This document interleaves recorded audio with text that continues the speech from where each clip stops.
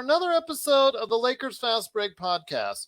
It's Gerald Glasser. Come right back at you here from Lakers Fast Break, Pop Culture Cosmos, Inside Sports Fantasy Football, and Game Source. We truly appreciate everyone out there listening to all of our shows. And if you can, please give us a 5-star review wherever you get your podcasts, or a thumbs up, or a subscribe on YouTube. Or you can do what you can to go ahead and like, share, subscribe, follow, or do anything that you can to support us right here at the Lakers Fast Break.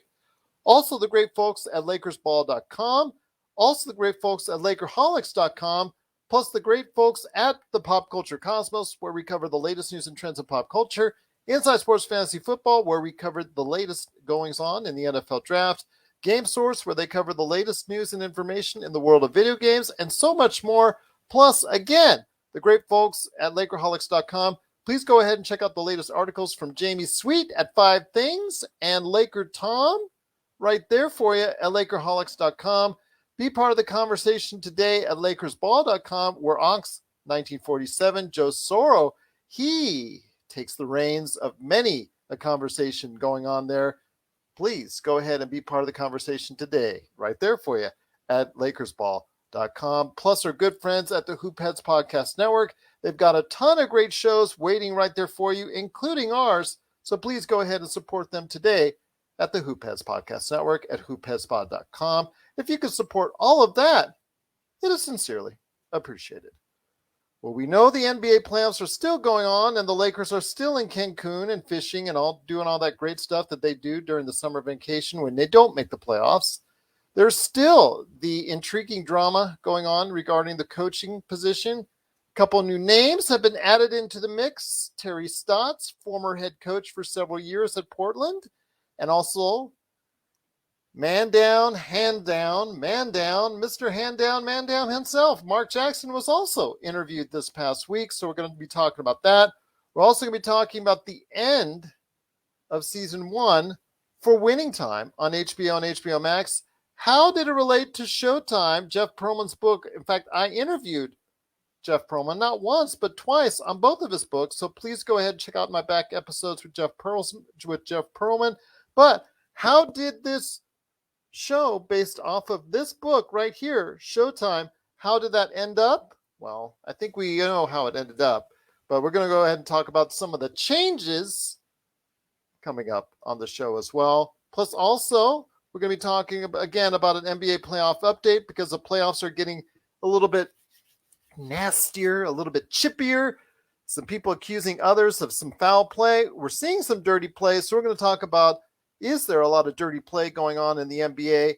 And the most important thing I wanted to cover on tonight is I am going to go ahead and put these guys in charge of the Los Angeles Lakers. And if they were in charge, what is the first question they would try to answer? We're going to go ahead and talk about that today on the show as well.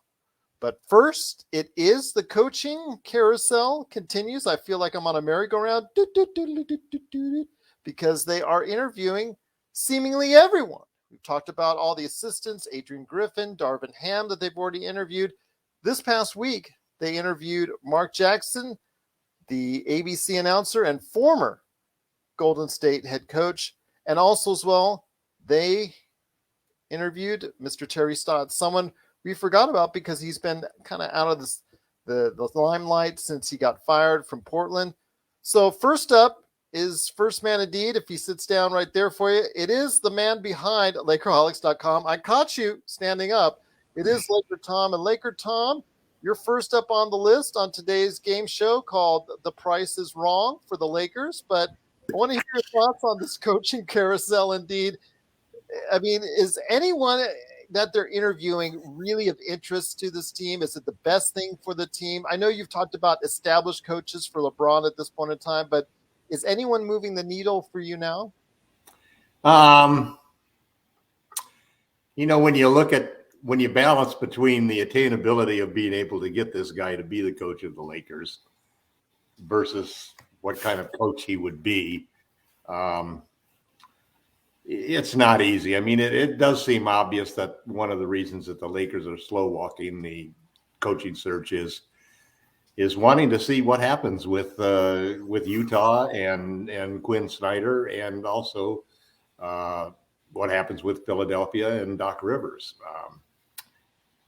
Now, depending on what you think of Doc and Quinn, that's good news or bad news, you know.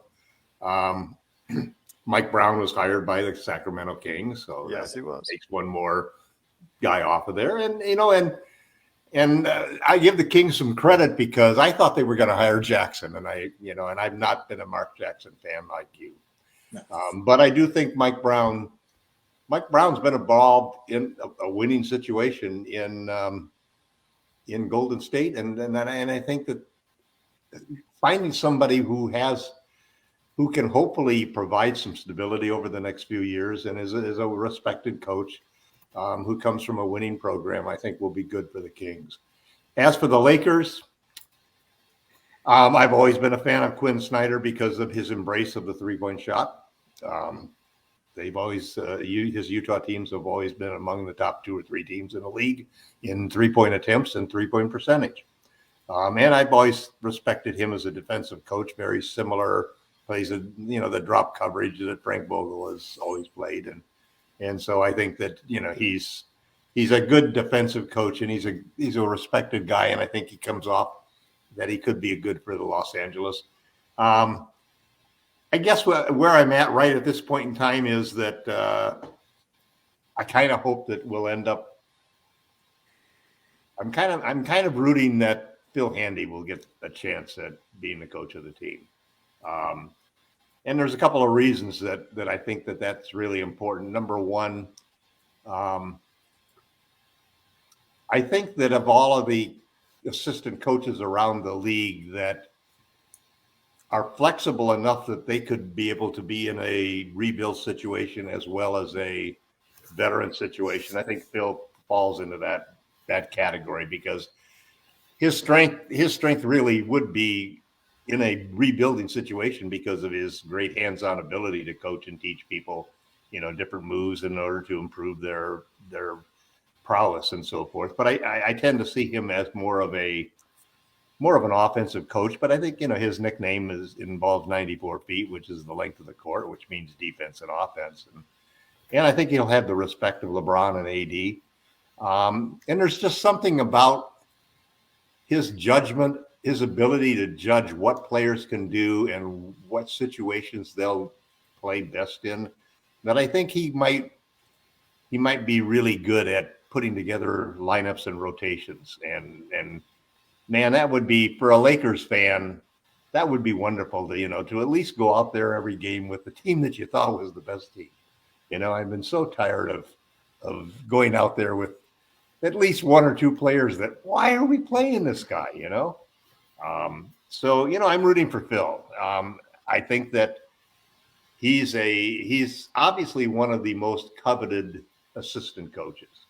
And so he'll get his opportunity. I wish I knew more about, I did an internet search trying to find more about his philosophy and so forth. And there were a few articles and so forth, but it was good to see him speak up and say that he's ready for a head coaching job and so forth. And you would expect out of nothing more than respect for the job that he's done for the Lakers the last 3 years and his role in the championship. And he's won like three or four championships now, I think. You'd expect that the Lakers would give him the courtesy and the respect of having an interview at some point in time. Well, there you go. Good thoughts indeed. Phil Handy.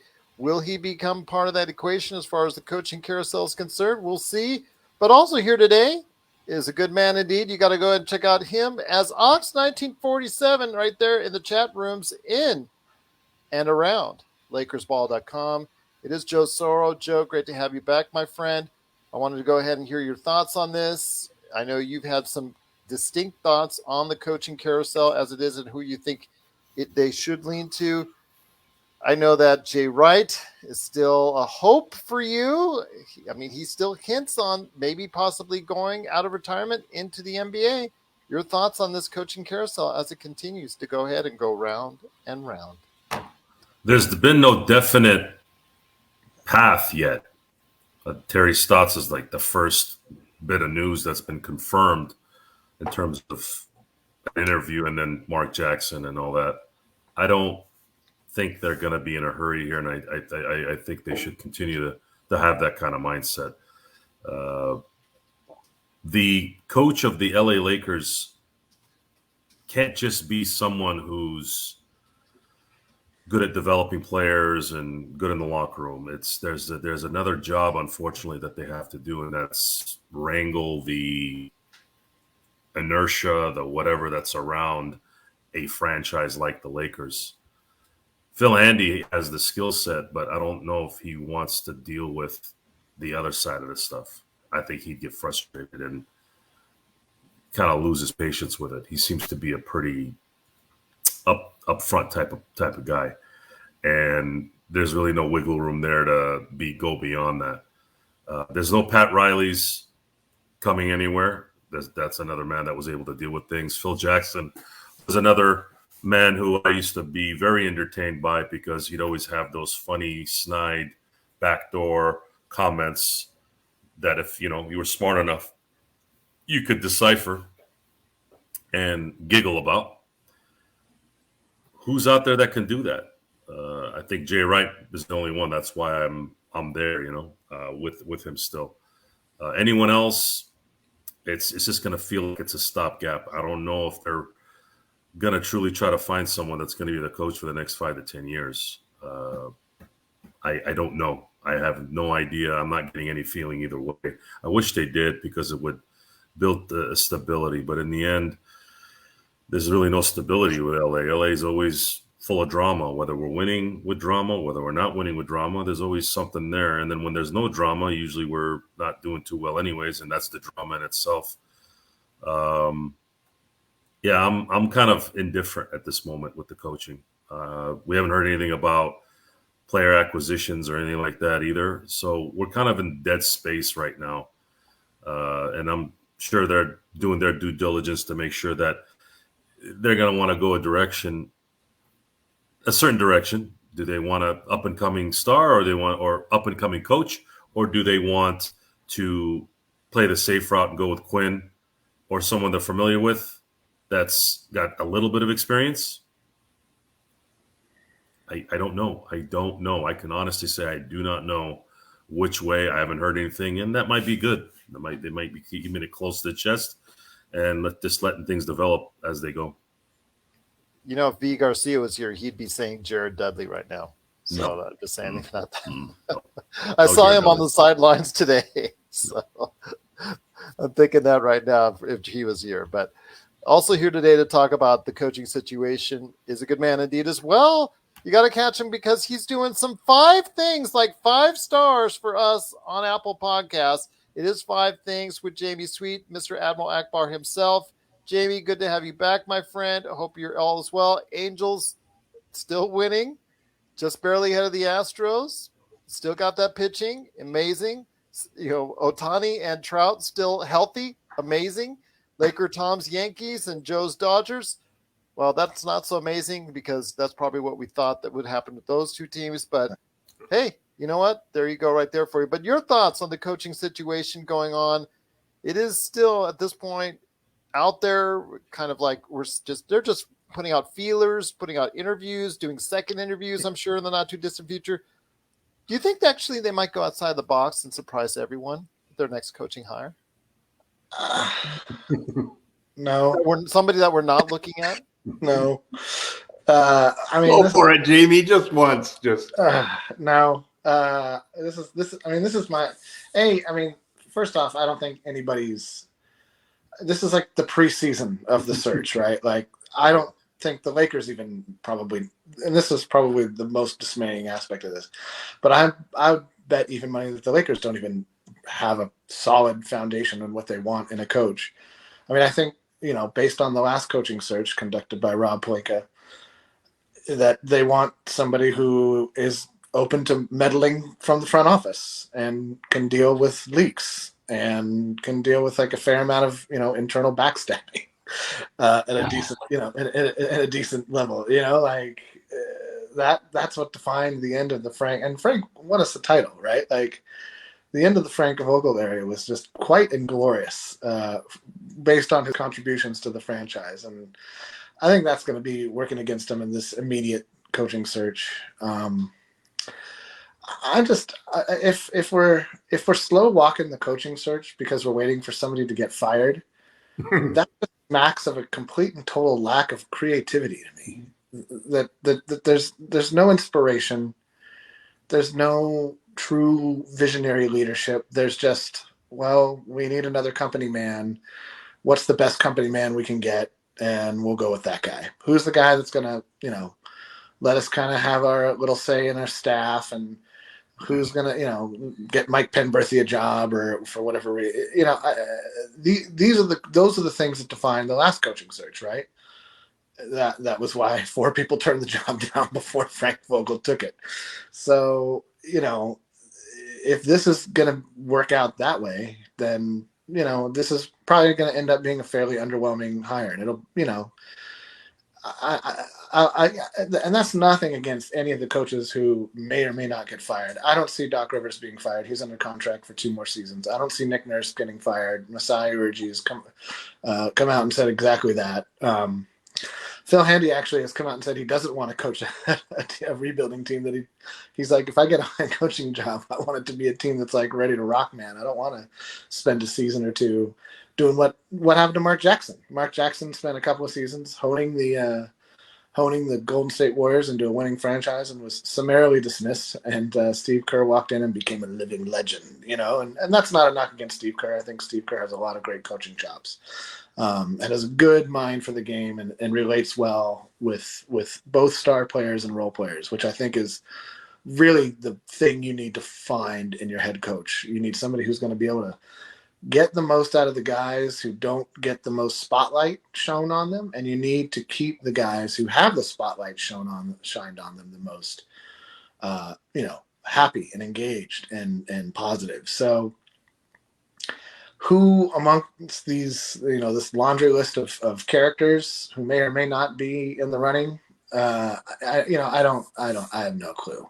If it were me, if I were the one conducting the search, I would want somebody who, probably because of having LeBron on the team, AD on the team, but more so LeBron, I'd want somebody who had at least been around the NBA game, which is why I think that's why I think a college coach or somebody who's only coached in college and never played in the NBA, at least, is beyond a dark horse long shot. It's like the Kentucky Derby kind of long shot. It's ridiculous odds. Not saying it can't happen. Just that to me feels like the unlikeliest result of the coaching search.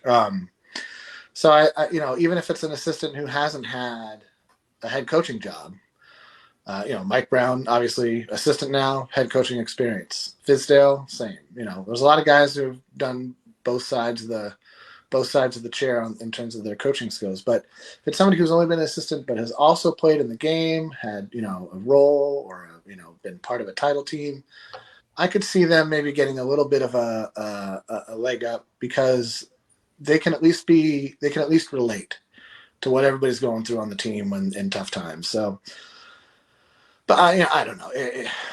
I really do think it's going to come down, unfortunately, to who is the most willing to deal with everything outside of basketball, and who is the most willing to, sort of embrace the aura of the Lakers in front of embracing the actual sort of dumpster fire that is currently the Laker franchise.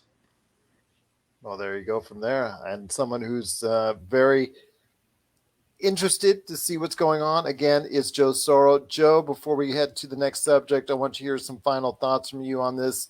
I mean, you've been a very staunch supporter of Jay Wright. Is there anyone out there that we're not seeing that you think might fit the bill for this position? No, not right now that's available. Right. Okay. There is,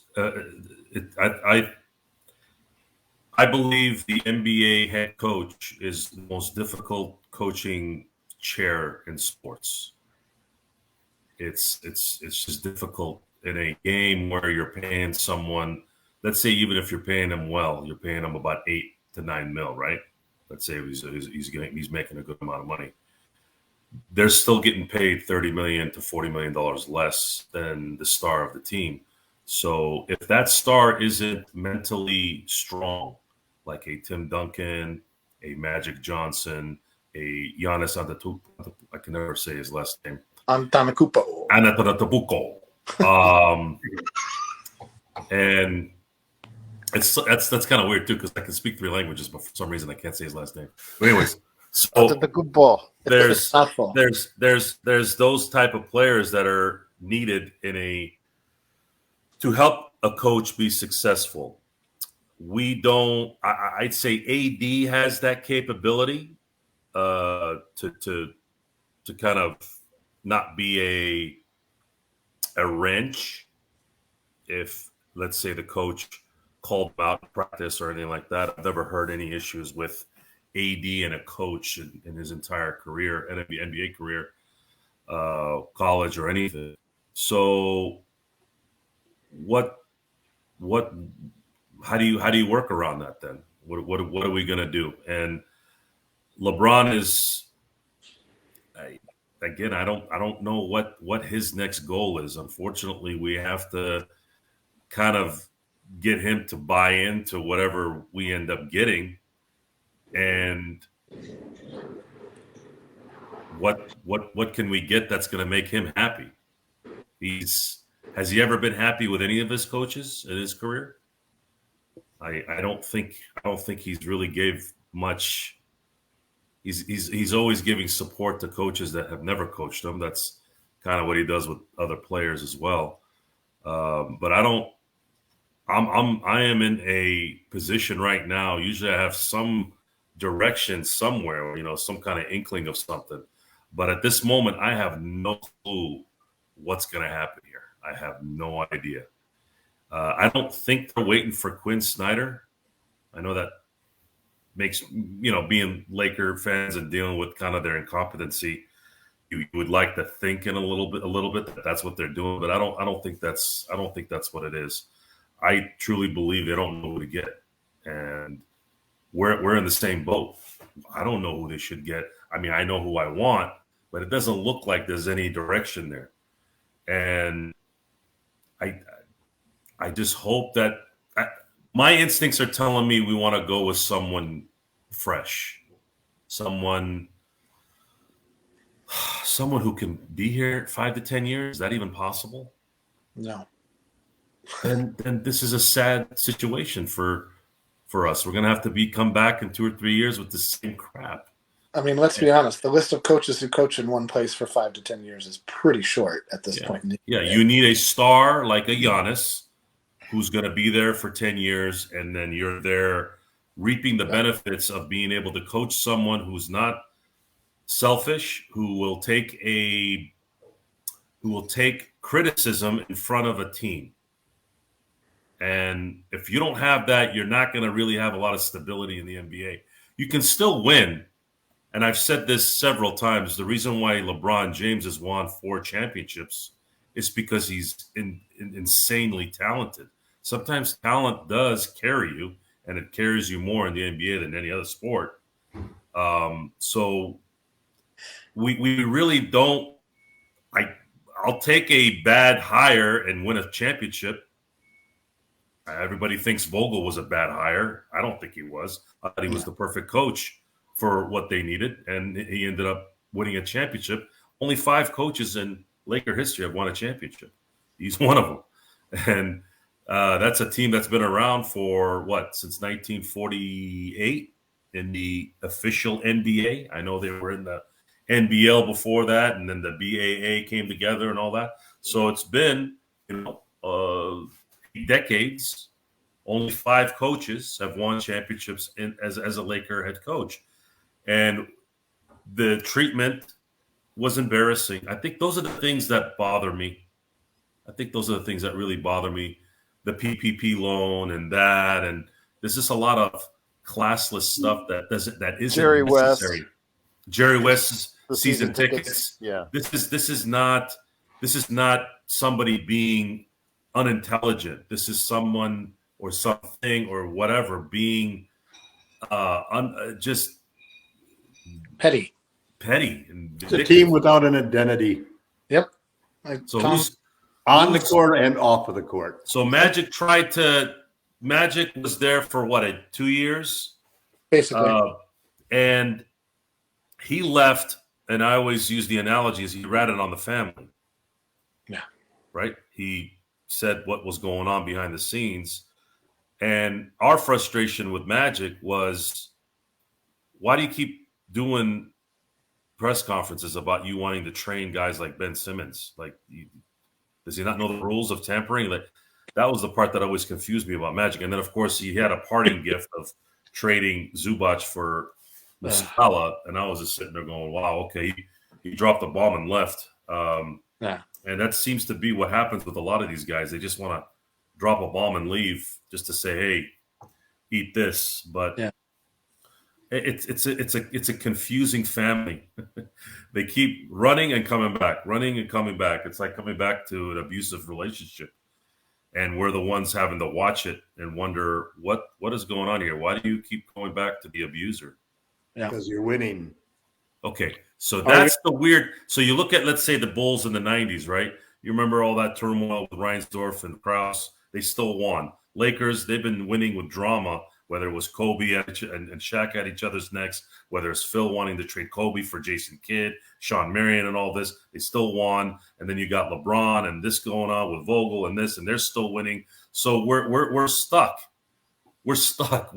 There's no like direction. Like, okay, if they're a disaster, they're not winning, right? That's usually how things work out. But these guys are the only people that I've known other than the Bulls in the 90s where it's a disaster and they're still winning. Heck, they made a show about it. And this happened in the early 80s. And the confusion about that is you have Paul Westhead, who was this run-and-gun guy who had the greatest run-and-gun player in the history of the NBA. And then for some reason, 2 years after they win a championship, Magic's not having fun anymore. Why? Because Westhead decided I want to slow down maybe some things. It's a very confusing team. It really is when you start to get to the heart of it. It's a very confusing team. If I didn't know any better, I would think they're doing this on purpose. There's some kind of marketing genius behind the team saying, look, guys, you guys want to make a lot of money? You want to be the biggest franchise on the planet? Let's create some BS. Let's just create it. Who cares, right? Hey, they do it in show business. This is kind of considered show business. No bad press. No bad press, right? No, maybe that's what they're doing. It's Hollywood. This is true. That's for the Lakers, but I don't know where else to go with it. I really don't. I just want to win number 18, and right now I'm just that's really all I want. I want to pass the green turds. Milwaukee is playing like our favorite team right now, Milwaukee. Milwaukee is playing like the world champs they are. If they can just dispatch of Boston, and again, I do feel bad for the first time in my life. I do feel bad because just a tiny bit, because I do like Marcus Smart. I do like Tatum. I do like Jaylen Brown. I like Udoka as a coach. They're a very likable team, but they're wearing the wrong jersey. I wish they were just Charlotte or New Orleans. And at that point, I would be cheering for them. But they cannot get 18. Otherwise, this whole situation turns worse because we were fully expecting 2 years ago to go back-to-back. And we were close until AD went down. And that gets exasperated if Boston ends up winning the title this year. It would be just disastrous. And the fact we have few assets for down the road makes building this team. And it's very likely, according to LakerTom, that they're going to be trading those things to get a couple buckets for a couple of years. And then when those years come in, we'll be like, why did we trade those draft picks? Oh, my God. It went to the New York Knicks in some three-way trade or whatever. We have a draft pick every other year. We have a draft pick, a first-round pick every other year. Yeah, but 27 and 29. Guaranteed by the NBA CBA. That's true. Yeah, that's true. But I want to ask you this before we head to the break and also head to something else as far as what we're talking about. In relation to this, if we were in control, the last thing I want us to talk about in regards to this is we understand as far as the coaching part of it, who the candidates might be. But what about the people choosing this candidate? Because we all say Rob Pelinka, but in recent weeks we've heard the Ramby. We've heard about Phil Jackson. We've heard about Magic Johnson. We've heard about Jeannie Buss. Who is actually making the decision on the next coach for the Los Angeles Rob Lakers, Pelinka. Tom? Rob Pelinka. Are you sure? 100%? Yeah, absolutely. Clutch Absolutely. Sports? You've been saying Clutch Sports has been running things. I never said Clutch Sports running things. I said it's an advantage that the Lakers have over every other It's club. a symbiosis. That's the number two sports agency in the NBA with the most players, second most players, second most all-stars, second most max contracts is Clutch Sports. And to have them be a partner and an alliance, an ally with you in bringing players to the team, in evaluating talent and so forth, all of those things count. And that's a big advantage that the Lakers are going to definitely. It's not going to end with LeBron James because he's just one of 35 players that Clutch Sports has under contract. But I think the most Clutch Sports. Pardon? He is Clutch Sports. He's the guy. No, that's the mistake that most people make because Clutch has over $2 billion in contracts that they've done. They have over $450 million. LeBron is the seed per year in contracts. Maverick Carter doesn't exist without LeBron, and they found Rich Paul selling printers in his trunk or whatever it was. It's LeBron James. I don't think it makes any sense to take a guy who's made a successful business in both cases and demean them just because they happen to be childhood friends of LeBron James. I demean them because it's entertainment. That's why I just wanted to say selling printers out of a trunk. I think what's pretty amazing about LeBron James in a manner is that not only did he happen to choose a couple of friends to help them get started in business, but he chose two guys who have actually made an immense fortune in that business, and not partly due to their relationship with LeBron, of course, but far more than anybody really expected. And definitely they don't, and I don't think you meant this, Joe, but the whole attitude that people have that these are just homies that hung on and don't have anything to say for themselves. And Rich Paul is some sort of an appendage that is really just LeBron James running Clutch Sports. That is all total BS. Rich Paul has proven that he is a smart businessman, a good judgment of basketball talent, and probably one of the major architects of the player empowerment movement that we're seeing over the NBA right now. But it all comes down to Rob Pelinka having learned a lesson last year. And that's the reason why I say nobody is going to make that decision except Rob Pelinka, because that's what he's being paid for. And last year, he allowed other people to influence him to the extent that the team made a bad decision. He owns that. He knows that his job is on the line, and he has to come through this year. It's that simple. So whether Jeannie Buss wants this person or Kurt Rambis wants this person as a coach, or Phil Jackson wants this person as who we should trade for, Rob Pelinka is going to take all of that information. He's going to put it all together, and then he's going to sit down and he's going to decide. It's an interesting diagnosis on whom we trade for and sign as free agents. The battle of the ego, the battle of the who's smarter than the other person.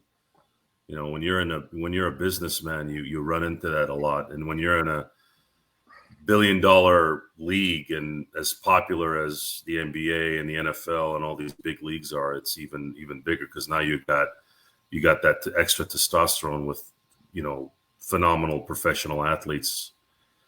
You look at the track record of LeBron and his team, and Pat Riley wouldn't cower down to their I don't know the intricacies of what went on before LeBron left again, but it ended in a way where maybe there's some decisions on Pat Riley's part where he did not relinquish. And then we know what happened with Gilbert in Cleveland. There were many reports where he was sick and tired of dealing with, even though they were winning, he was tired of dealing with all the amenities for these clutch guys. And but that's Dan Gilbert. Come on, man. Well, I'm just saying, it's not just Dan Gilbert though. This is the guy responsible for turning down for the NBA. I'm not defending Dan Gilbert. Dan Gilbert is one of two guys that I wish I could meet one day and say some things to him. Yeah, because me too. him and Mark Cuban, that poser in Dallas, whom complained like little girls when Mitch Kupchak made one of the what could have been one of the greatest trades of this century, with CP3 coming to LA, and would have likely won at least one or two championships with Kobe.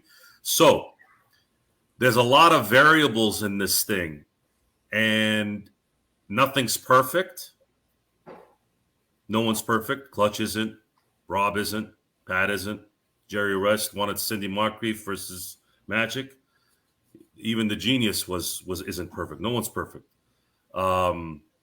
So when do we get to a point where we just have to accept that it was just that day at the casino that was just not good for you? Are you a bad blackjack player or poker player if you get run out at that time? You know, if you've been playing poker for 30 years and you're good at it, but you had this one phase in your playing time where you're just getting knocked over, is it fair to sit there and just denigrate everybody? I don't think so. I know that your heart and your brain kind of go back and forth on it, and it does for me. And a lot of it is too also getting influenced by Laker fans and kind of the Laker media. You start hearing some things, and you got to kind of just unplug a little bit and get out of it. We are in a position right now where we have to make the right call now because of how bad the calls were this last 12 months or 10 months. And then you're still not out of the water. You're not even close. You got to get rid of Westbrook, and you got to bring some value back. And you're still not out of the water because you still have to wait an entire year to hope that LeBron and AD stay healthy through the playoffs. If they don't get hurt in the regular season and then they get hurt in the second round, it's back to square one again. Everyone's going to say, "Oh, Rob," and then they're going to go fire the trainer again and all this. It's all going to come back. When the Lakers lose, Laker fans, I'd say 90% of them become prisoners of the moment. They don't really think clearly. They don't think in common sense factors. They feel in feelings, right? What is it going to take? What is it going to take to get lucky at this point? What's it going to take? We have to set the table with the right coach. You got to get rid of the main cancer of a team basketball and replace him with something that's going to bring a value. And if that value is another injured player or another injured players, now what? We're going to need some luck here, boys. That we will indeed. But let's say you guys were each given a shot at running the Lakers.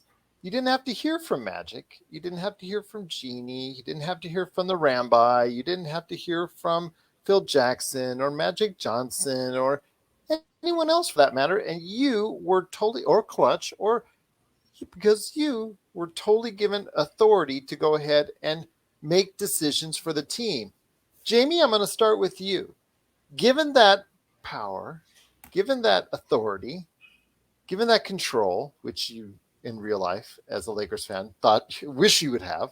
In fact, we all wish we had control of the Lakers right now, probably making different decisions. But I want to hear your thoughts. What's the first question you think you would need to solve before anything else? Well, first I'd look in the mirror and see that I'm actually Greg Popovich. I would say that we need someone who whines when someone beats him. Is that Greg Popovich? Well, he does like his wine. He loves his wine, and he's nobody else was Greg, man. I would say our top-down culture. That we got.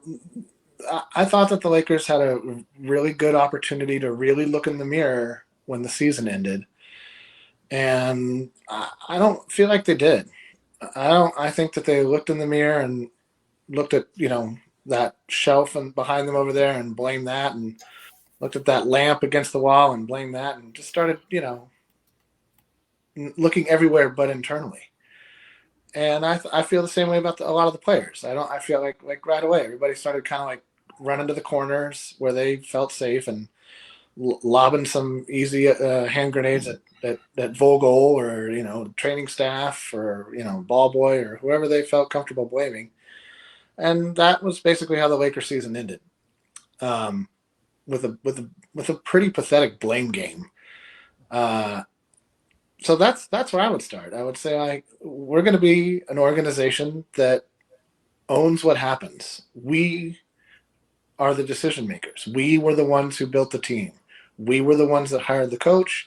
We were the ones that ultimately pulled the trigger on trading, solid role players for a very expensive one-dimensional player who didn't fit with anybody else on our team. And I don't feel that, Rob had his cute little press conference, but I don't feel like Rob owned that decision because, he was it's the proof is in the variety and plethora of storylines about whom to blame. And I would have much rather, frankly, I wish Jeannie had come forward and said, whose fault it is? It's mine.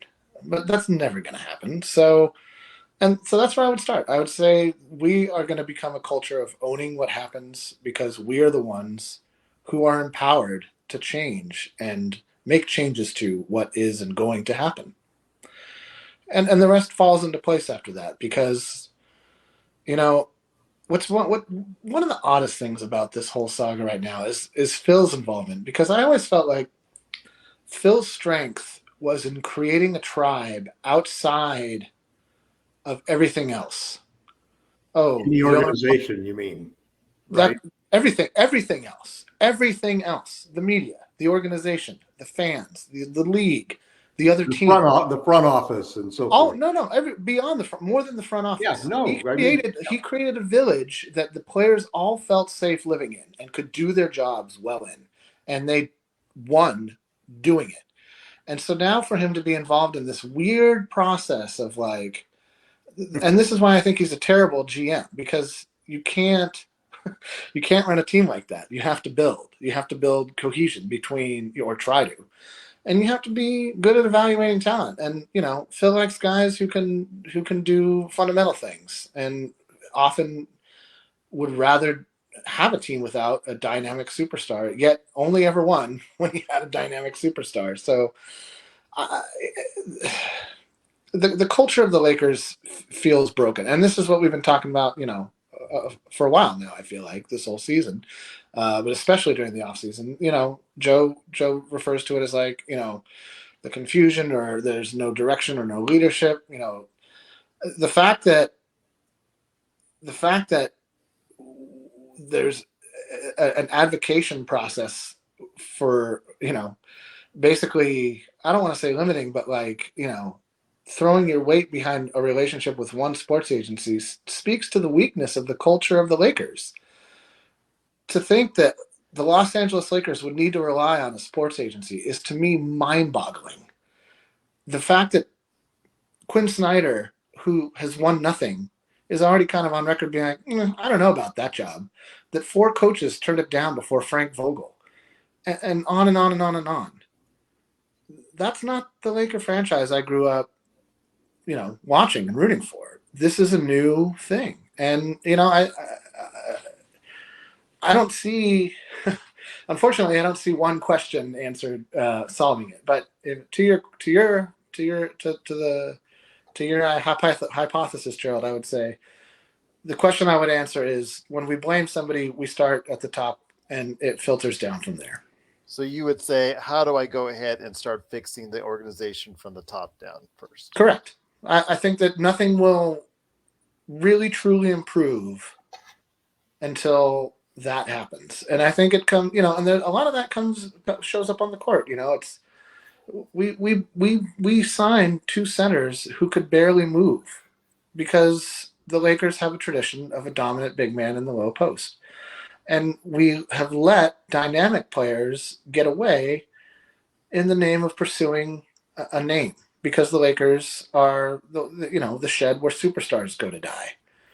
So, if that's the identity, then it is going to take nothing but luck for us to win another championship, because it won't be done through intelligence or through planning or through, having a solid base from which you make decisions from. And that is reflected in, we could go through a long list of, Caruso or Westbrook or, Muscala for Zubats is actually one of my favorite examples of that. Like, what? What? Well, you could also say Mozgov and Deng, because they Mozgov just and got Deng off the Deng contract so many years No. later. A plethora of examples. I would say that we need to look in. We are the problem, and we need to solve it ourselves. That's if I was running things. Obviously, I'm not the problem. I'm just some fan. There you go. You are some fan indeed. Laker Tom, if you were running the franchise and we renamed it the Laker Toms, and we have put you in charge of the whole organization, can we rename it the LakerTom? What is the one question you would start first that you would try to answer? Well, I would make sure that before the franchise did a single thing, that we had a very solid identity and a blueprint of exactly what kind of team we were going to be. Were we going to be a team that played small ball? Were we going to be a team that played tall ball? Or were we going to be a team that could play either? Defense was going to be important, but so was offense. We would need to have a balanced team. I would not be a owner or general manager in favor of a third superstar. Instead, I would want to have a great starting lineup and make sure that the first 8 players in the rotation didn't have any minimum salary players in there. I'd make sure that we had certain character requirements that we had for the players that we were going to bring in, that they had to be multi-tool players. They had to be multi-positional defenders. They had to be able to shoot the ball. And I would want to make sure that we could play jumbo big or super small. And I think that once and that effort is going to be really important. And so you want a coach who can command and demand effort from players and who will hold everybody accountable, including superstars. And you're going to want superstars who want to be coached. And you're going to want to have players who want to be on a winning team and are willing to make the sacrifices necessary to do those things. And they all got to have the kind of character that they're selfless players, or else it's not going to work. So you start first with an identity, and that's your blueprint. Who do you hire for a coach? You hire a coach who can create that kind of chemistry and that kind of synergy. And then you go and you down the line for the players that you're going to bring in. And yes, you're going to have to make some exceptions. You're going to have some guys who can't play defense, but boy, can they score. And you're going to have some guys who can get played off the floor because they're big men and they can't play all the time. They can't be playing a small ball lineup, but there's a need for them and a place for them on the team. You're going to have some guys who can't shoot threes, but they're dead eyes from mid range. So you've got to have a balance in there, and you've got to be able to play every kind of basketball at every level and against any team that you can come up against, because that's what it comes down to in the end, that you have the most versatile team, the depth to handle the injuries, because they're always going to be part of the game. And everything comes down to having an identity, which is why Jeannie Buss is such a terrible owner for this franchise, because she has no identity other than her Rolodex. Well, there you go. Wow. All right. There you go indeed. Joe, he's getting fired up here. I want to hear your thoughts. We just turned it over to you. LakerTom has retired as a winning GM, several championships after taking over for Jamie Sweet, who won several championships. You both went, or you went into early retirement, Jamie. There you go. Yes, you wanted to spend more time with the family.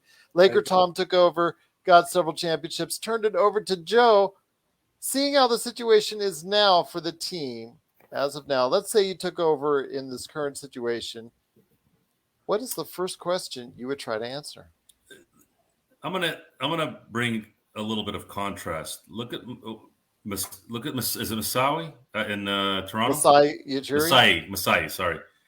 So Masai, you saw the questions about the Lakers' interest in Nurse, and you saw his Dreaming answer. His response. That's real. That's someone who's real. I like real people. When you listen to Rob Pelinka, and this is before all this, by the way, this is from when I first came on, everything is a good and everything is nice and everything is just PC and by the book. You know, what happens when you're like that is there'll eventually be a level of fakeness that starts to materialize. And then when things go bad, you're not going to be able to weasel your way out of it without looking like a jackass. Jeannie she won the genetic lottery. Her dad is Dr. Jerry Buss, a visionary, a PhD in chemistry, and, you know, came from nothing to something. And again, I'm not trying to dog on Jeannie in that she's fortunate to have been born in that family. But how can you build something if you've never had to really build anything? You've always had it, you know? And being in charge, oh man. When you're an owner of a business, you have to be about it from every angle, every day.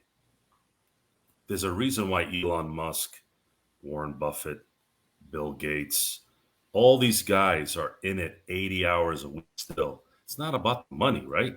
It's what they want to do. It's who they are. It's how they're wired. If you are an owner of the LA Lakers and you're not wired for it, this is the result. Rob Pelinka was an agent for 25 years? Is he really wired to go to the gym and watch John Doe basketball guy at some prominent high school where, wow, what's going on? Jerry West did it. Matter of fact, Jerry West changed NBA history, Laker history, because of that.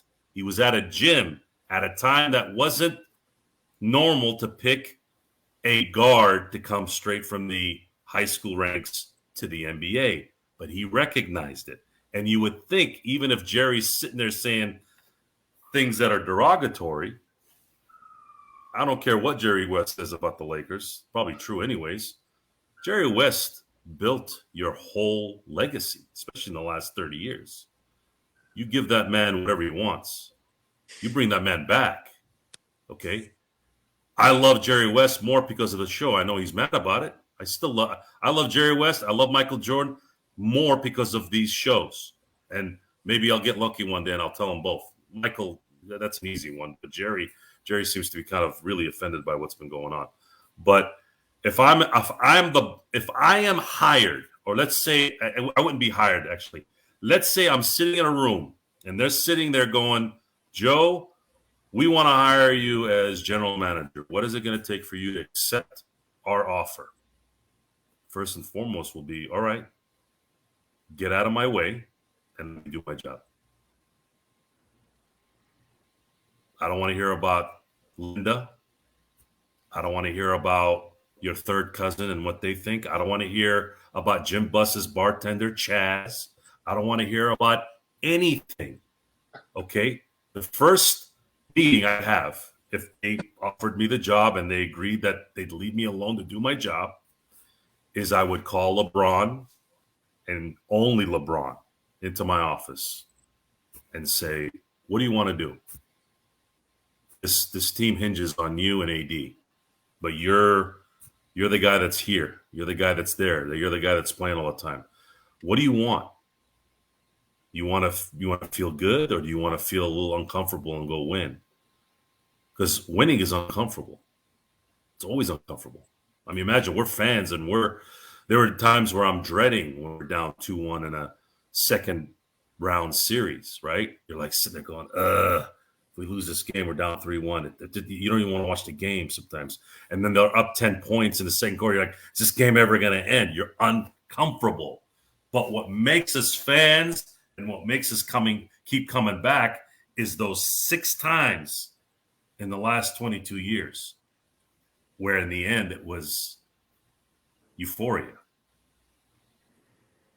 Or you could also say it's one time in the last 11 years. I'm not going to talk about this again. Yeah. We were railroaded because we had that funk because we were railroaded. But we should have a drinking game every time Joe mentions the Chris Paul. No. I will never get off it. Okay, we were railroaded, and I'm not gonna pull that one title in 11 years. Bull crap. And I'm just telling you the stats. The league could not handle Lakers winning for some weird reason, and David Stern, being the weasel that he was, he changed the rules every time the Lakers were winning. He was always all up in our business. He implemented the zone because of Shaq after the three-peat. He had 2 lockouts. Look, David Stern was great from 84 to 98. 98 and beyond, he was a disaster. That's why there's a shelf life. That's why there's times for people. You know, I really, truly believe that. Look at Daniel Day-Lewis. Daniel Day-Lewis retired from acting. He had a lot left. But you know what? He's sitting there going, guys, I've won 3 Oscars. I've been acting for 35 years. What else am I going to do other than what? Go get a paycheck? No, I'm going to go back to Scotland or England or wherever you are. I'm going to go make shoes. Okay? And that's it. I've done it. To me, we just talked about this. We've come close. We've done what you're supposed to do in media, right? We started with a discussion and we're sort of ending with it, right? Guys like Stephen A. Smith, guys like Jim Rome, guys like Colin Howard, they're played out. It's over. Like, there's no suspense anymore. I'm not interested in listening to the same BS. And then on top of that, if you're just going to hire someone because of a demographic on top of all that, now it's like, well, how do we know these people are really talented to do this? And it makes sense because that's kind of what we do. That's what they did in L.A. They hired Rob off reputation. He knew Kobe. Okay. Jeannie is Jeannie. Jeannie knows Linda. Jeannie knows Linda because of Kurt. It's like, can we just hire talent, please? You come off as you're that guy sitting in his thing, doesn't want anything to change. No, I'm not doing that. I want talent running things. I don't care what you look like, where you are, or what you do, or who you know. I want talent. If you happen to know them and you trust them and they have the talent, cool. But if they don't have the talent and they're just there because of nepotism, then this is the result. Talent, people, talent. I want talented people. Talent is very hard to find. It is very hard. I am a business owner and I know it. Okay? I know it. It is hard to find. Why? Because there's not a lot of people that put in the work, and there's not a lot of people that are mentally focused day in and day out. It's just not. They have relationship issues, or they can't handle their kids, or their friends are scumbags, and all this real world garbage crap. So we're here. You're asking me if I was running this thing, get the F out of my way. Let me run this. If I stink, fire me. But at least we'll have an identity. At least we'll have an identity. At least I'll have things put in place. Can we do this? Can we do that? No, you can't do that. Okay, well, I tried, guys. You wouldn't let me do it.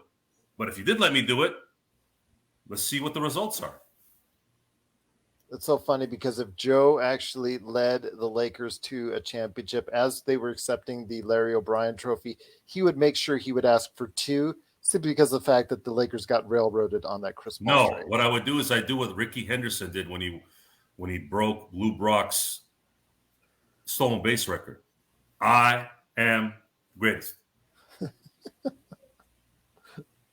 Oh, you guys don't remember that, do you? I do. That's Ricky I know Henderson. You do. I know G does. Yeah, it's Ricky Henderson. LakerTom doesn't remember, though. Yeah, Just The kidding. Anderson played for the Yankees. I was gonna say. I think I Ricky saw him used play to talk. dozens of times for the A's in person. I used to hear stories about people when Ricky would talk to people just in the locker room. He talk in first person. Ricky don't go to the shower. Well, there never will Ricky be. don't I go think. to the parking lot at night.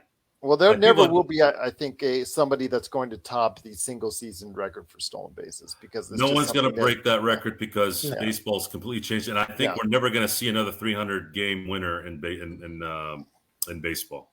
It could be a possibility. At least the innings. I think the innings because they shortened down the innings as well. So I think that could be another or strikeouts. Anything relating to longevity as far as that's concerned because they love to go The ahead. integrity now. of the game has been ruined forever by the ghost runner. Yeah. Come on. Well, I mean, starting pitchers these days, they don't usually get past the fifth inning. So that's right there. That's something that's. But ghost runners, really. Yeah, I know. But I do like the fact that now the DH is there. I don't like the pitcher hitting. Never liked the pitcher hitting. Thought that was. What's next? The teams will have automatic free throw shooters. Well, maybe we should try that from right there. I thought they got rid of it, and then all of a sudden I saw it. They what? Did they change their mind after they ended the lockout? Well, no, those were the details that had to be hammered out post agreement. Yeah. At least they're going to get rid of the switch. That's going to be good. I'll believe it when I see it. But even that is dumb. Like, why stop the manager from managing? You want to throw all the infielders on 1-7?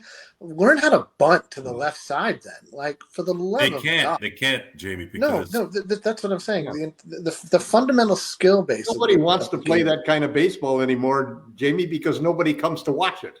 That's the whole point of changes. You can't. They're trying to save baseball. I go to watch that stuff. I mean, otherwise, the only place you're going to go be able to see it will probably be fans love the long ball in the middle of the country, in the middle of a cornfield. Home runs and 3-pointers. Yes, absolutely. But if I was running the team, I would start with one question, which is the reason why I actually pointed this out for you guys as far as the topic for today, and that is. I really seriously thought, sit down in the office for a while and think about this clearly and ask myself, is having a team with LeBron James and Anthony Davis still going to get me a championship? If I try to build around it with whatever limited resources I can down the line, can I go ahead and still build a championship team around LeBron James and Anthony Davis? That's the wrong question. No, that's the right question. That's the question I would ask. You phrased it wrong. That's the question you should have I asked would ask. Do I have a better chance of winning a championship in the next 2 years? No, that's the question I would ask myself is, do I have a chance of winning a championship? Yeah, you could get an answer could be no, but it could still give you the best chance. Again, I'm answering it for myself. You're answering it for yourself. You had your own question asked. I'm asking myself my own question. So that's the first question I'm asking is, do I think that LeBron James... I was just trying to improve your answer, that's all. That's the question I'm going to ask. Rid of do I think I can win a championship with LeBron James and Anthony Davis? No, the first question, yes. Gerald, the first question you're going to ask is, why is my office next to LakerTom's?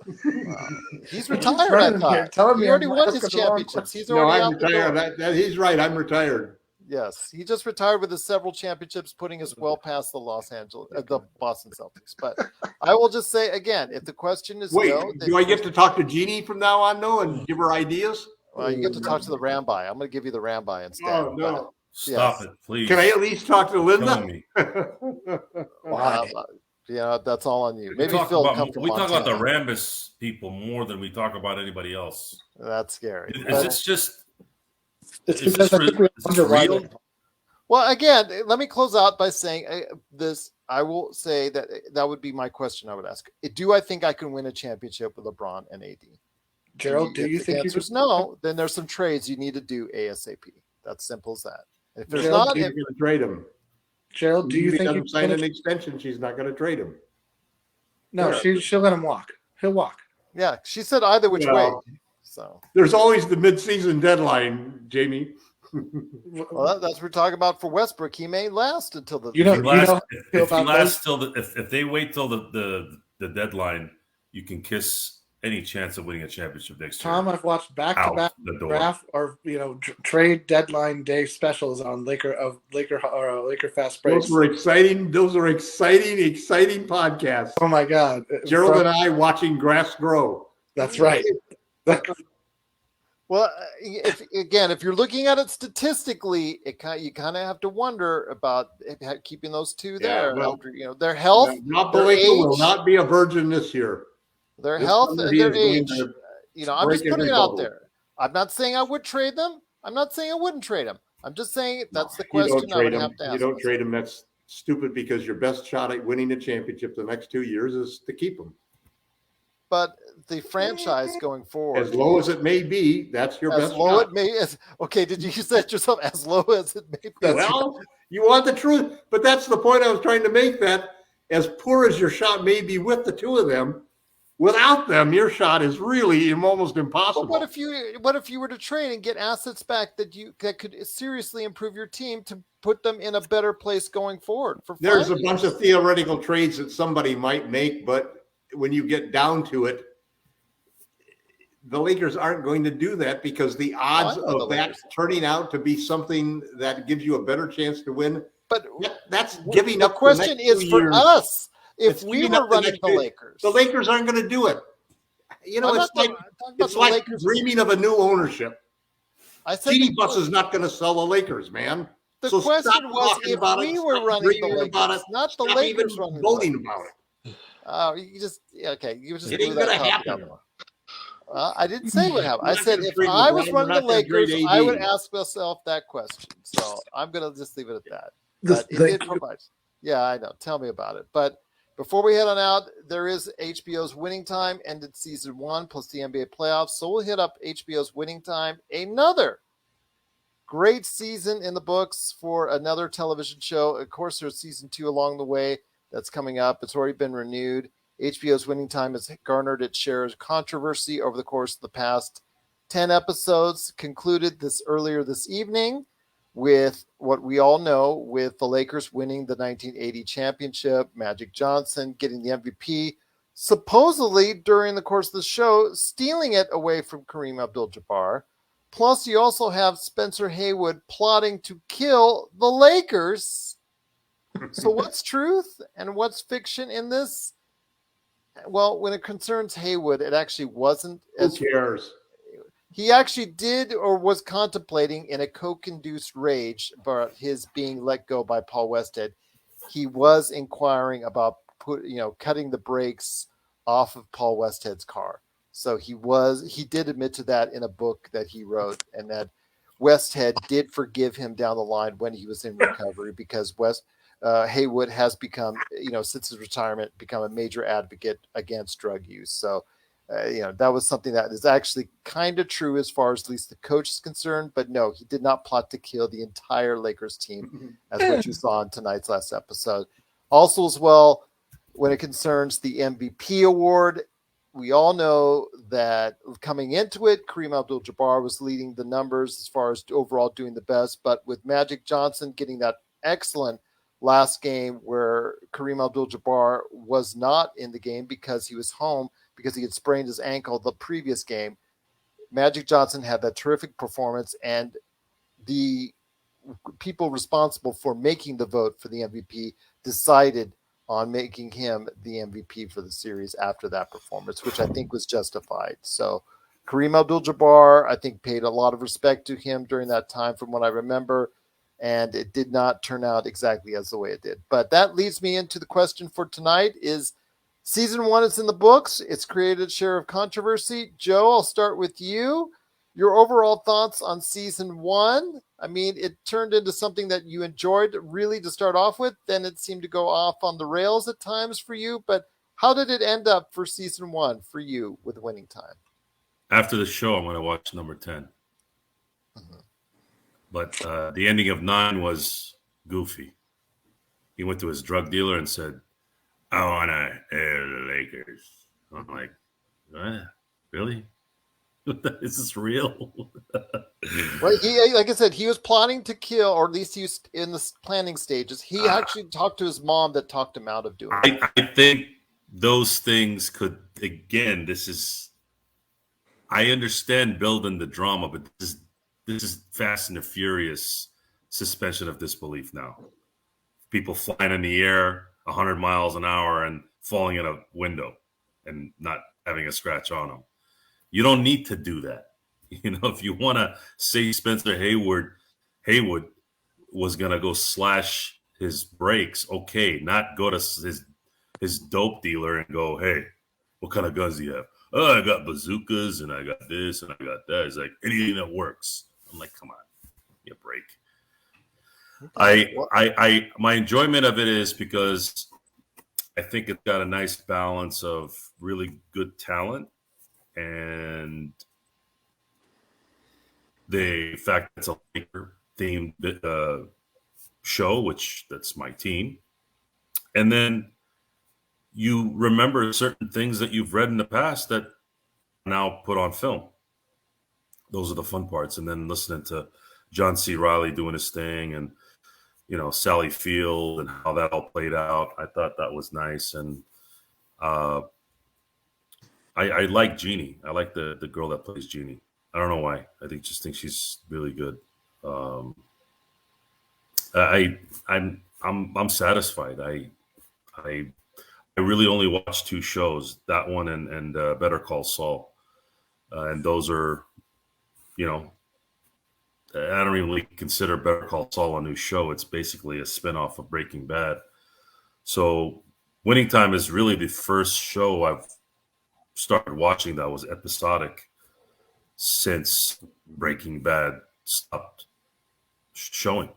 And I like knowing and being entertained about my team. I think that's kind of where I'm at on that right now. As soon as we're done here, I'm going to go watch number 10, and then I'll probably be able to give you a better assessment of the overall quality of the first 10 episodes, and then hopefully they can get the next batch out quick because I'm looking forward to seeing it, and I can't wait for the three-peat one. That's what I can't wait for. I want to see who's going to play Kobe, who's going to play Shaq. But that's like several seasons down the line. And that's how they get you. That's how they get you. They wet your beak, and then all of a sudden you're like, wait a minute, you're going to talk about are you going to talk about Citadel 3 and Cedric Sabalas Lakers? Are they going to do a show for them? I mean, Cedric was good at drama. I mean, he decided one day to get up during game day and go, Havasu. I feel like I want to go to Lake Havasu. And then what you want to, and then how it plays in is, if he doesn't go to Lake Havasu, we don't get Robert Horry. We don't get Robert Horry, we don't win in 2002. Imagine connecting the dots and doing all that. I'm sure obsessed Laker fans know that scenario, but the general Laker fan or the general audience, they don't know squat about that stuff. That'd be fun. Watching the actor who plays Robert Horry throw a towel in Danny Ainge's face. I mean, come on. I would never condone a player to ever do anything like that to a coach, except if he's a Celtic. That's right. Especially Danny Ainge. And especially Danny Ainge, because we've all wanted to kick that guy in the face. Well, remember, he bit Tree Rollins. Yeah, but Tree Rollins is a nutcase. I mean, that guy was nuts. Robert Horry isn't nuts. He's just temperamental, and he's kind of into what he is. But Danny Ainge, probably God knows what he said to him that just, what do you know, bud? Now I'm going to Lakers. Okay, well, let us know your final thoughts, hopefully on the Wednesday show. I'll call you at 1 a.m. tonight and let you know. I'm sure you will. Yeah, I'll be up editing, so no problem on that. Yeah. Yep, I'll be up. I got 2 shows to edit. But Jamie, did you get a chance to see any of Winning Time? Did you get it? No. Is it because you didn't want to? Is it because you couldn't? Yeah, it's on. I've got the whole season on DVR. It's coming. All right. Okay, because I want to hear your thoughts on that, man. Because you want to talk about Moon Knight? You want to talk about Moon Knight? Or... Well, I've already I shared my thoughts this weekend on Moon Knight. I think that's got a performance right there. Like for instance, Oscar Isaac and John C. Reilly both did their great jobs as far as portraying. In the case of Oscar Isaac, multiple characters. In case of John C. Reilly, did a great job playing Jerry Buss. I think it stands out. There's some other issues I have. Again, I love John C. Reilly. John C. Reilly is one of the great actors of this generation and of our time. Oh, there you go. But I still think the way they portrayed Jason Segel, portrayed Paul Westhead, still have an issue with that. Jerry West, Again, Yeah. they made it out to be too much of a lampooning job there. You can't begrudge an actor their choices. They got a job to do too, man. Well, no, they're being paid. I'm not begrudging the actor. I'm begrudging the people who wrote the actor that material. So sure. Yeah, you don't know. I mean, that'll have to come out on the post series documentary where it's like, was that your choice or was that something that just happened on set, like in the moment? We'll find that out. We'll find all that out later. And I also wanted to talk with Joe when he was mentioning Fast and Furious, and it's funny because F10, Justin Lin walked off the set and left after an argument with Vin Diesel. What could it be about? I mean, what could be about as far as plot? What could have been so crazy in regards to the plot? It's too much, guys. There's a shelf life They've for been things. into space, for God's sakes. Where could you go? It's about cars crashing, good-looking girls, some hip-hop music at the end. I can see that. I can go anywhere I want to go see that. I don't want to see it in the theater anymore. I've never seen a single Fast. I've never seen a single. Money's not everything. But I'm wondering what caused Justin Lin to go. I mean, it must have been over. Exactly. See, Justin Lin has principles. He got tired. He's like, look, I'm done. I'm done with this. There's a spot. Look, when you're in that industry and you're as popular as he is, you've got other options. Why do you have to go? Money is not everything. I've had no money and I've had money. Trust me when I say this. When you compromise your principles for money, you will be a miserable human being.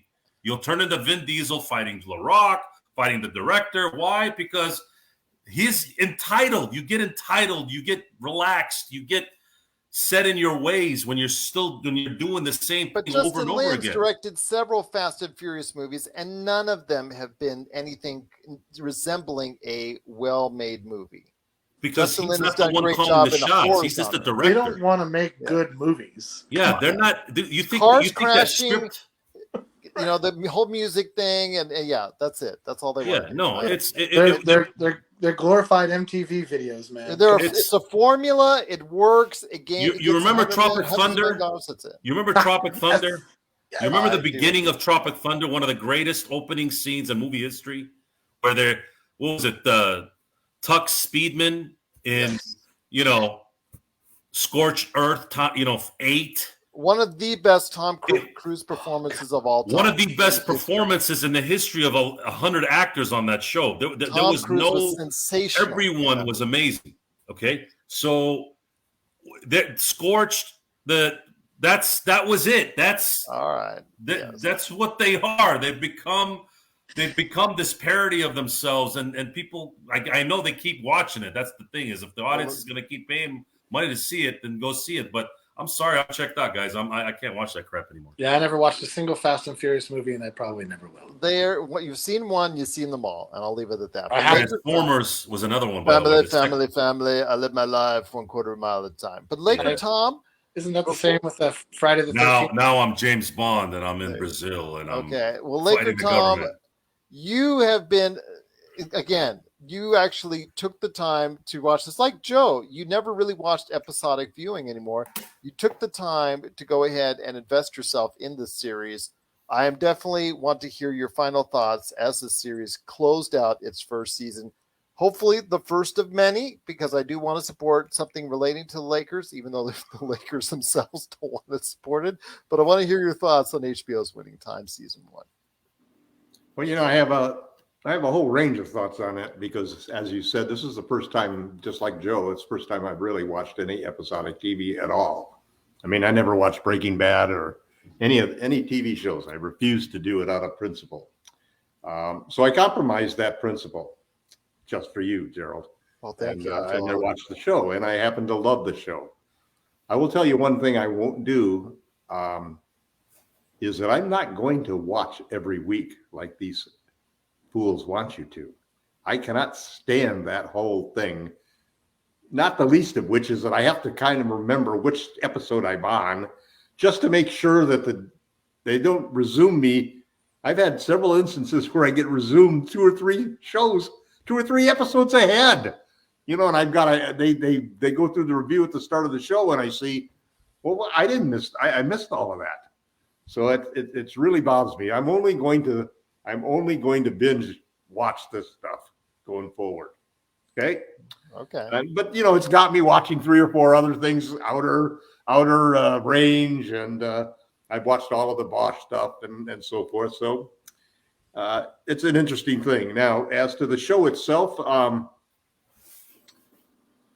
saw a photo in Twitter. It was a black and white photo of Magic Johnson and Dr. Buss that first year, sitting at a table talking. And I swear to God, they look so much like John C. Reilly and Quincy Isaiah that, I had to really look twice and say, wait a minute, did they just recreate that shot, or was this an original shot? The casting was so good in this show. And I remember them saying when they were discussing it, that a big part of it not only was to make sure that infectious smile and that wry sort of grin that Jerry Buss had, that they could be replicated by the actors that they put into those positions. And man, I tell you, there are times when I watch that show where I'm just amazed. John C. Reilly could be Jerry West. I mean, could be Jerry Buss. And John C. Reilly in charge. He's, it's just terrific. The other thing, though, that I loved is that this is the first time where we really got to see a lot of basketball action by the players themselves. And you got to see Solomon Hughes playing on the court, like throwing the skyhooks up and so forth, and making plays. And you got to see Quincy dribbling down the ball and twirling and making plays. And you could really start to understand how well that was done compared to a lot of other sports movies where you've seen big name stars. I can remember movies with Paul Newman boxing, for example, and not even knowing how to hit somebody, and players, baseball players who couldn't even swing the bat, and definitely basketball players who couldn't play basketball. So I thought the scenes and the layouts of that were all real well done. And then last but not least, I've always contended during the entire show that in the end, the portrayals of certain characters are all going to balance out. And you're going to see that, these guys are human. They end up as heroes. I mean, the way that Kareem handled himself through that whole situation, the way that Magic handled himself, the way that Riley, or the way that Pat Riley and Jack McKinney and the way they solved all of those things. And I love the fact that McKinney, I'd like to know whether that was really a true thing, that he had this, that he'd already planned out what to do if Kareem couldn't play, and he actually was going to have Magic at center. It's kind of funny. One of the things that I don't know if anybody else had this, every so often when I go back and look at the Lakers histories, things start to merge together. And there was a good portion I started to tell my wife how this thing was going to end. And I realized that, what I've been imagining in the entire time I've watched the show, the wrong ending. Because what I call it, what I pulled out of my mind and my memory as an older man was the skyhook that Magic made to win a championship. And I somehow put that idea when I got that mixed up with the Philadelphia game where he actually replaced Magic. And then I remembered of course, that skyhook that Magic put in. He also could have thrown a lob pass to Kareem, who would have dunked the ball. But it's kind of interesting that in the juxtaposition of all of these championship moments, because like Joe was saying, I had forgotten how a lot of this stuff went down, and getting, I think Gerald's done a great job of recounting, where the reality was exaggerated in order for the entertainment factors and so forth. But I thought all of the guys came off as, the three guys who were doing the coaching, they all came off as really well. I thought the players came off really well. And hey, the reason I love the series though is the entertainment, and it is making characters out of Jerry Buss and out of Jerry West was definitely a big part of how this whole thing could really work. But I give them, they get 5 stars from them. I'm going to binge next time. So, maybe you'll break me down and I'll have to watch that one series in an episodic fashion. But I really dislike that because there's like 3 or 4 series that I am watching now, and I've got to stop them all just because I cannot deal with, I can't remember which episode I'm on. It's so funny, though. It's so funny how all of us are complaining about episodic television. And for most of our lives, on everybody on this show, what has it been for us? Episodic television. Yeah, but I never watched that stuff. I never watched the TV shows when they were on free networks. I refused. I only watched movies and sports. Okay, I'm just saying what life has been like for us for most of our lives. I did until watch the last decade. Friday nights. Yeah, it wasn't until Netflix came along that binging was really a thing. Listen, Gerald, you're watching the wrong TV. You're watching the wrong TV. Okay, fair enough. As someone who has several streaming outlets, yeah, okay, all right. But is it a right TV? But no. But before we head on out, if you have any questions or thoughts or comments on Winning Time, we'd love to hear it. Love your feedback on it. Go ahead and let us know, Lakers Fast Break, or in the comments in the YouTube channel. I'll tell you what, you guys have been doing an amazing job out there. Ox1947 and I, Joe Soro, has been doing a great job answering your comments. You guys have been just laying out a whole bunch of comments, your thoughts on the organization, and so much more. So if you want to share your thoughts on the Lakers or Winning Time, please let us know right there, or at Lakers Fast Break on Twitter. But before we're heading out, an NBA playoffs update, because there is still games going on. It's been very interesting to see. We've got some ties going around right now. Some teams that are going back to their home arenas a little bit concerned. One is in Phoenix and one is in Miami, which thought they had both of them the easy things going on when they headed into the opposing arenas. But, well, 2 games later, total different story, plus what's going on as well in Golden State and also just going on as well in Milwaukee. So before we head on out, guys, wanted to go ahead and recap real quick on Sunday night. What we have is right now 2-2 is Miami and Philadelphia, with Philadelphia with the game tonight where James Harden actually for once looked like James Harden and helped out Joel Embiid and the crew to go ahead with a victory tonight. So they're tied heading back to Miami. Right earlier today, they had a good game going on with Dallas and Phoenix. Dallas has looked a lot better than when they did in Phoenix. Fancy that, the home cooking there, with even though that Luka had a terrible game by his standards, the rest of the team picked him up and led to a comfortable victory. So they're 2-2 headed to Phoenix. Tomorrow night's games will include Milwaukee, which has a 2-1 game lead right now over a very, very, very concerned Boston Celtic team, but they still got a good chance as long as they continue to play defense on Giannis. And you never know, with the loss of Chris Middleton, when will that be a factor if it isn't already? And then you have as well, in the nightcap, you have in San Francisco, you have the Golden State Warriors with a 2-1 games lead in a very hotly contested, in more ways than one, matchup against Memphis, with a lot of people asking or trying to go ahead and accuse each other of dirty play after what we saw now. With it's been nasty, it's been chippy. I kind of like it. It's playoff basketball right there for you. We saw the unfortunate injury though for Gary Payton II. Got followed up by I guess a lot of people are talking about Jordan Poole maybe possibly tweaking the knee of John Morant, who most likely will not be in Game 4. So, Joe, I'm going to hit you up first on this. Which series has been entertaining, or have they all been entertaining to you so far? Well, series don't really become a series until the road team wins. Mm-hmm. Now, that's different in the Golden State Memphis game is a little bit of a nostalgic series where you have a bunch of chatter, which I'm surprised the NBA hasn't suspended the whole team for chattering. I'd like to see more of that. I'd like to see more of people accusing the other guy of trying to take people's heads off, because that's, to me, what playoff basketball is all about. And the Philly-Miami series, Got interesting, didn't it? If they beat Miami in Game 5, they might close it out in 6. They might. Well, the odds. Well, let me just say this.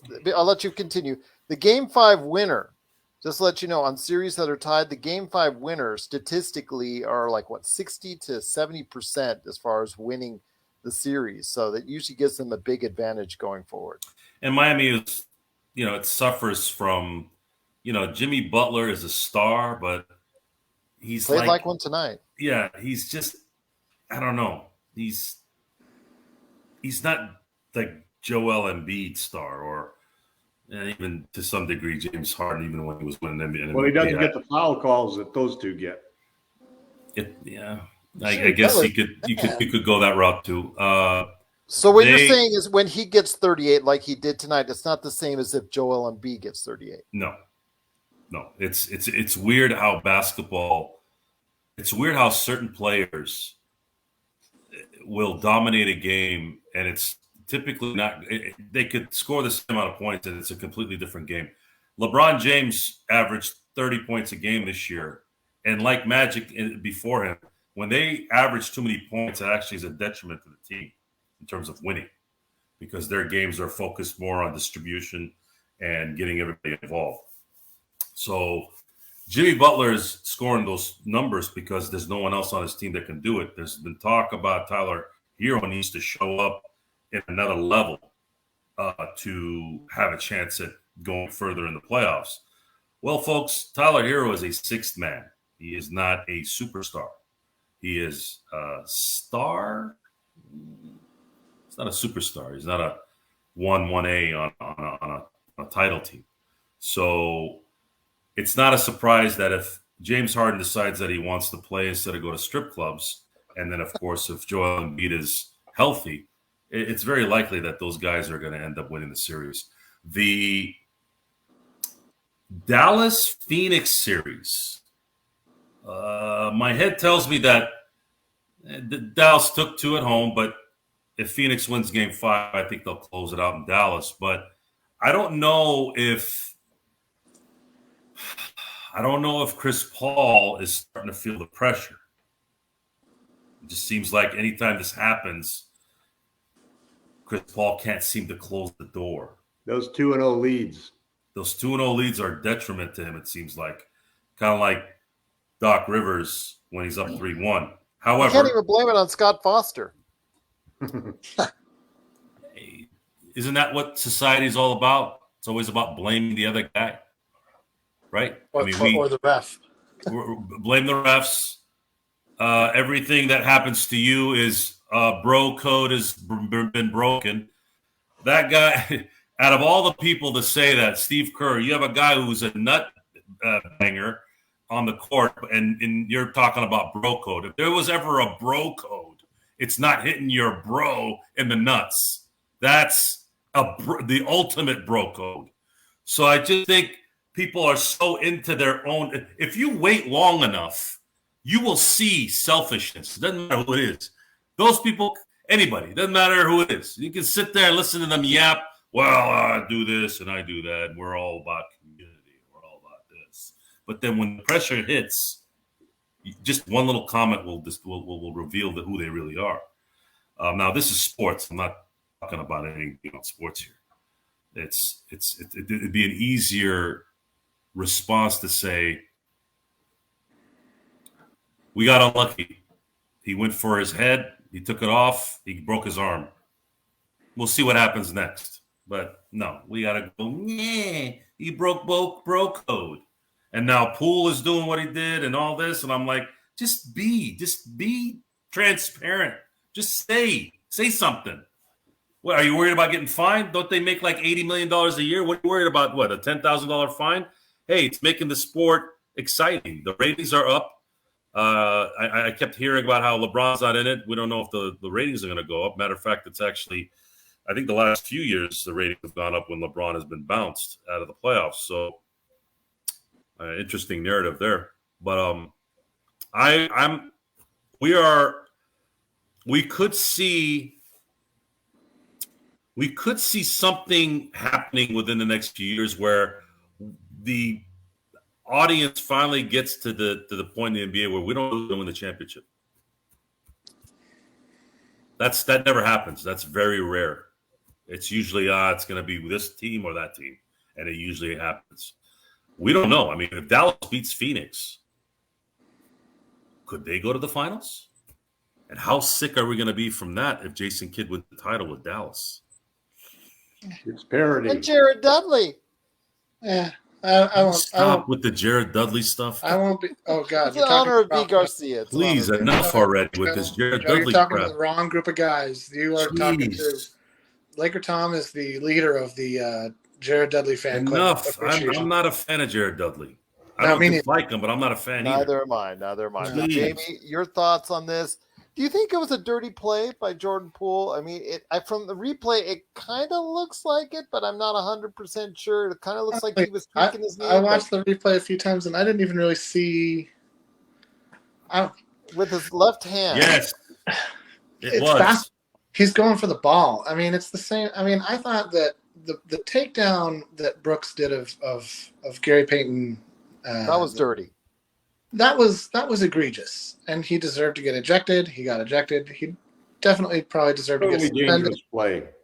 I mean, let's put it. But let's also be honest. If he doesn't break his arm, Brooks doesn't get suspended, Right. and that's the double standard of the NBA itself. And I still like Bynum on that Hobbit in Dallas back in the day. That was my favorite right.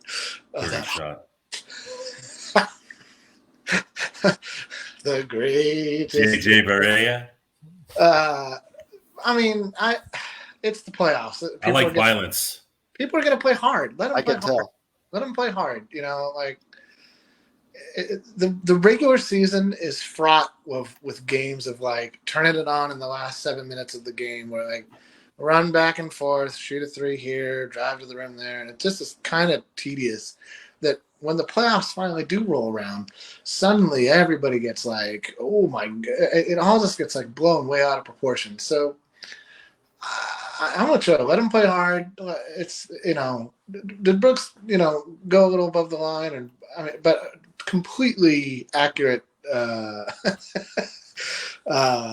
statement of all the people to be talking about any kind of code whatsoever. Steve Kerr really ought to just sit on his mouth and stop yapping. And he does. That's what he does. He's always been like that. And that's a Phil Jackson. That's a Phil Jackson thing. No, Phil Jackson did it in a way where he would say things like, he did it in a snide way where you were just laughing your butt off. Like, right. What did he say? He's no Phil. He's no Phil. When he said about, what did he say? He said something about what was a broke back moment, like something like that. And then he apologized to horses in his apology. I was dying, man. I was laughing my butt off. That's why you love Phil. But I mean, listen, the NBA has if you want to talk about unwritten rules, there's an unwritten rule of the champs are the champs until somebody beats them. And honestly, I don't see anybody that looks like they can stop Giannis. So that's kind of where this whole narrative it begins and ends for me. I don't see any team that can take Giannis when he is engaged and focused and energetic out of his game, and that's going to decide the NBA Finals this year is who stops Giannis. I don't think it's going to be Boston. I don't think it'll be Miami or Philly. Because they will just abuse James Harden on defense all game long, every game, and James will have to go to the strip club to get his head right, and he won't be able to drop no 30 points. So, could Phoenix beat Giannis? They couldn't last season, so I don't see why that would change this season, and I don't think Dallas is going to get out of this round because the home team is going to win every game. It'll probably go 7, but I kind of have the home team winning every game in this series. So, it's who's going to stop Antetokounmpo, and the answer is only Giannis at this point. There's nobody who can compete with him athletically, and he's got skills now. He has done a fantastic job and does not, I think, get enough recognition, even though he does get recognition, for adding skills to his game every single summer, every single year. Always. and that's impressive to me. That's impressive to me as well. I think he's playing at a great level, and even without Chris Middleton, it's going to be hard to stop them 4 times in a series. But LakerTom, I mean, any last thoughts on the series? Any series you want to touch on? I tend to agree with Jamie in that I like the Bucks. They're going to be hard to beat. And I think what's most impressive to me is that Giannis finally realizes that he is the biggest and baddest dude in the league. And the Celtics brought that out of him. Give it to the Celtics, because they punched and grabbed and yanked and snagged him every time they could. And he finally said, enough of that stuff, man. I'm just going to run through you guys. And it's been one of the most physical playoff series that I've ever seen. And frankly, all of the playoffs have reminded me a great deal that physicality is really important. And I think there's a lesson the Lakers should take to heart from watching what's going on now, which is not only do they need to get bigger, but I think they need to get bigger both at small forward and at center. I think they need to have us. I don't think Anthony Davis at center is the answer when I look at the teams that are out there and the players that they're going to be facing. And I look at the injury concerns with AD and so forth. So the series that most intrigues me, though, is Luka Doncic and the Mavs, because I saw something in those 2 games that I hadn't seen Phoenix fall to, and that is Luka really took over that end of that game and totally controlled it. And he controlled the entire game all the way. Even though he had a supposedly subpar game, he passed the ball to the right person over and over and made the big plays. And every time he went down, he and that other point guard that they've got, the left-handed kid, Brunson. Jalen Brunson. Brunson is going to get a huge payday this summer, man. He is. He and Luka make it almost. There was like 4 straight plays in the last 3 minutes of the game where the 2 of them took their man right down into the middle of the key and made easy shots on him. And it was just quickness and smarts over the defense in this particular situation. So I'm not 100% sure that Phoenix is going to get out. And I do think Phoenix is the only team that could give, just because of they've got a big center who can play. I think they're the one team that can give Milwaukee a real battle in the finals. So, but we'll see. I think the Mavs could theoretically. There's a point in time when Luka Doncic will be so good, and the addition of Bronson, having the shooters shoot the way that they've been shooting, there's a chance that they can upset. But, home team hasn't lost yet in those series. Like you said, first team who wins on the road. There you go. Yep. But if you have any thoughts on the NBA playoffs, we'd love to hear it, either in the comments below on Facebook or YouTube, or also as well at Lakers Fast Break, or go to the great places to go for conversation on the Lakers and the NBA. That is our good friends at LakersBall.com, and of course the great articles that are available today at Lakerholics.com. Well, guys, we had so much to talk about, so much to argue over, so much to speculate on, and so much to talk about if we were the GMs running the Lakers franchise. So great conversation indeed. Thank you so much again for all the support you provide us. It is truly great to see all the new subscribers and also people who like the Facebook page and the new subscribers for YouTube. So cannot thank you enough for doing so.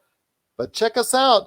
We're still going twice a week, so we will go ahead and let you know that we're going to record on Wednesday night for those on Facebook, and it'll be posted late Wednesday night on YouTube, and then go everywhere worldwide on podcast outlets on Thursday morning. So hopefully you get a chance to check us out for our next episode. I'm sure there's more Lakers news on the way, but for LakerTom, Joe Soro, Jamie Sweet, it's Gerald Glassford. Thank you for watching and listening. We'll see you next time right here at the Lakers Fast Break Podcast.